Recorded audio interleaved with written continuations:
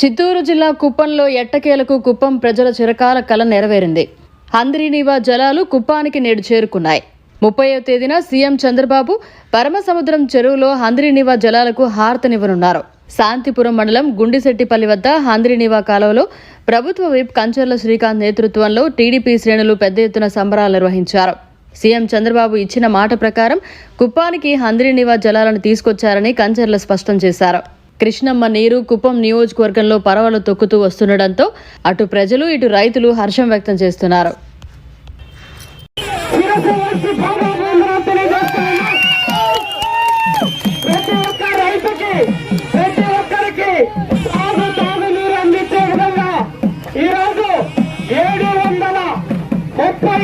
కిలోమీటర్లు 1200 అడుగుల పైకి ఈ రోజు హంద్రీనీవా నీళ్ళని కృష్ణమ్మ జలాలను తీసుకొచ్చి ఈ రోజు కుప్పం నియోజకవర్గంలోకి ఇచ్చినందుకు మన గౌరవ ముఖ్యమంత్రి వారిలో నారా చంద్రబాబు నాయుడు గారికి మనం అందరూ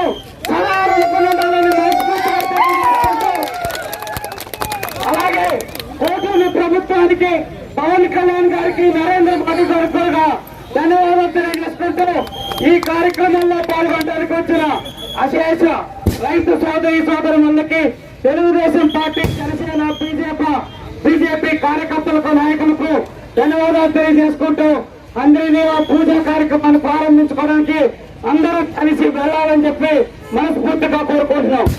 మరిన్ని అప్డేట్స్ కోసం మన HN9 టీవీ ఛానల్ ని సబ్స్క్రైబ్ చేసుకోండి.